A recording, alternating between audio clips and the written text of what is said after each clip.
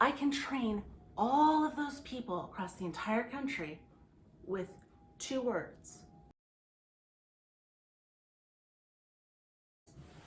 This is it.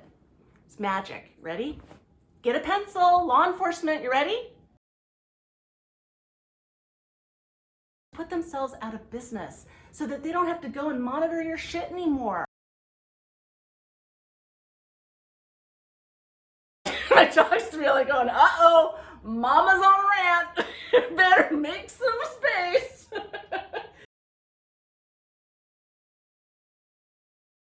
Your sovereign citizens and your ACLU people rubbing elbows and getting the groove on because they all believe in the same thing, which is the Constitution. Yeah. Literally take an oath to this. See, this way an auditor can be in your peripheral. You won't even see them. Like, you won't even care, you won't notice, because literally it's blocked out.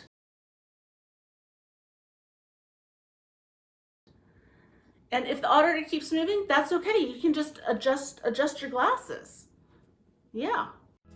She fought for what she believed in. You know, I came up with a brilliant get-rich-quick scheme for attorneys that specialize in constitutional law, like myself, to offer seminars, training conferences, educational clinics for law enforcement officers all over the country to teach them how to lawfully, professionally, and appropriately respond to First Amendment auditors. They need this kind of training. You know, could earn some money, feed the boy. So I thought, okay, if I want to pitch this to these departments, I know that big departments have line items in their budget for training, and maybe I could get a piece of that pie. You know, what would I put like in a syllabus? And I realized I can't charge thousands of dollars for this. I can't make people sit down and drink stale coffee and eat crappy Danishes and sit there with like a glazed over look on their eyes while they think about getting off work. Because I can train all of those people across the entire country with 2 words. That's it. 2 words, and everyone's trained on how to deal with First Amendment auditors. Should I tell them? I mean, I'd hate to take their money and then like let everyone go or think they're gonna be there for 2.5 hours. 2 words. 2 words. So simple. Honestly, you're probably gonna be embarrassed when you hear how easy this is. Like all along, you probably could have figured it out, but it's okay. Please, don't worry about embarrassment on my account. This is it. It's magic. Ready? Get a pencil. Law enforcement, you ready? Ignore them. Ignore them.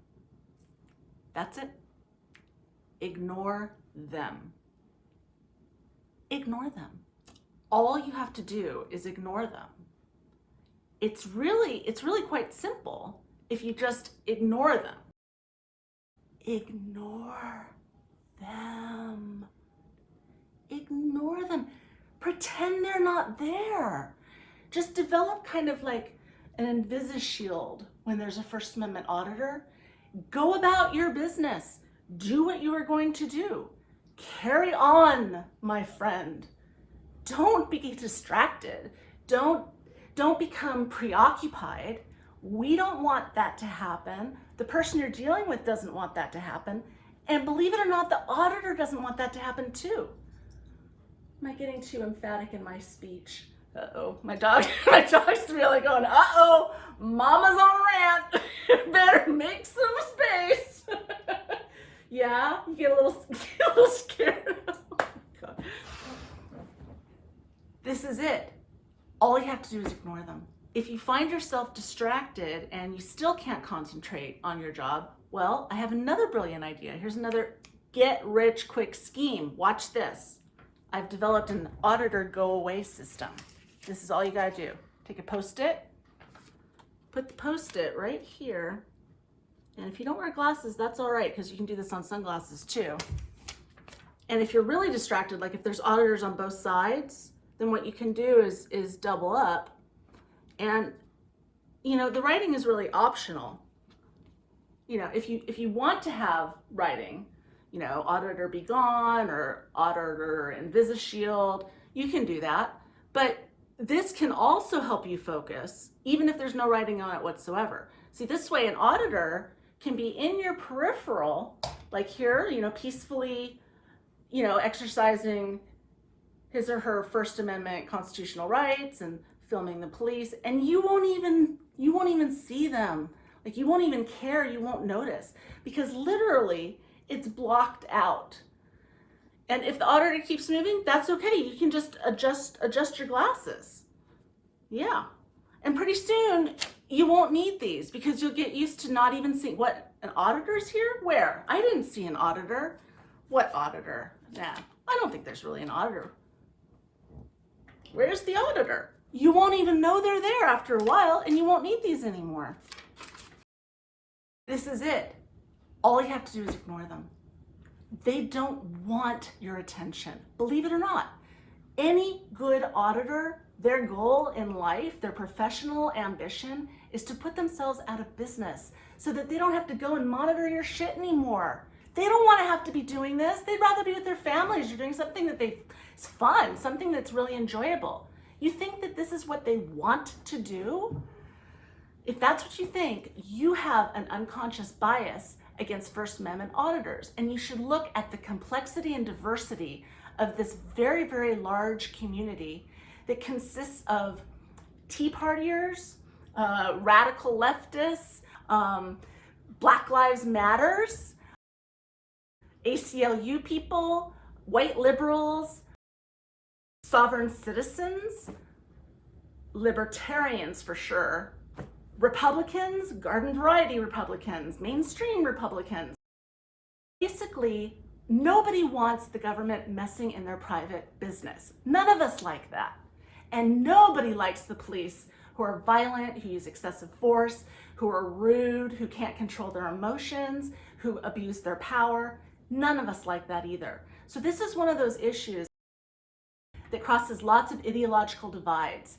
And you find yourself in this strange stew of odd bedfellows where you've got your sovereign citizens and your ACLU people rubbing elbows and getting the groove on because they all believe in the same thing, which is the Constitution. And the Tea Party and the BLM, you got your funny bedfellows. Yeah, those people are strange bedfellows because suddenly we're all friends on this one issue.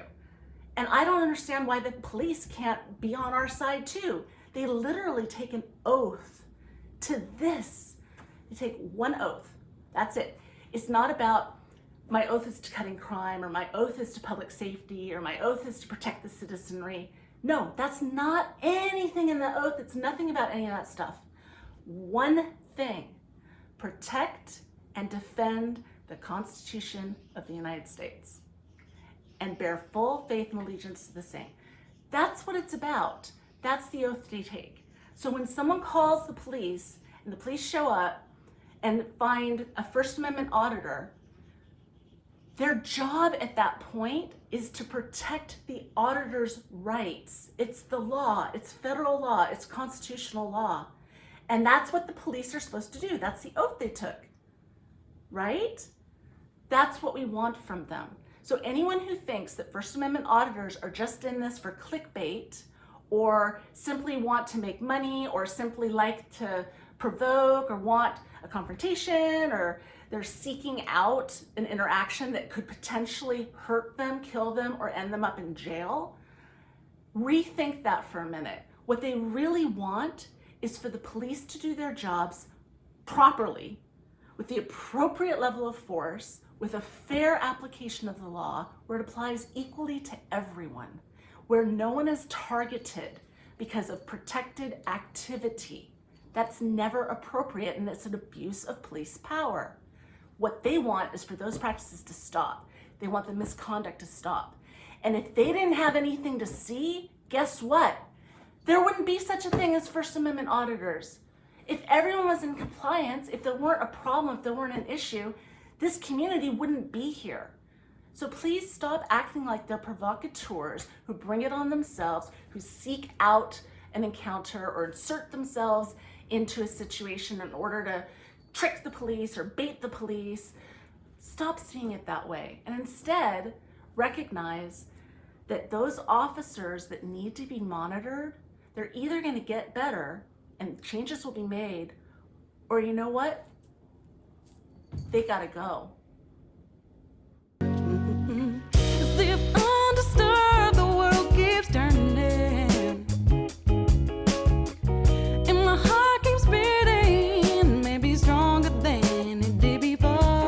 Yeah, and the grief I feel inside is overshadowed by everything she gave me. Memories staying low. I said, oh yeah, she called a spade a spade. It stood on the edge of reason. It even faced with death until her final dying breath. She fought for what she believed in.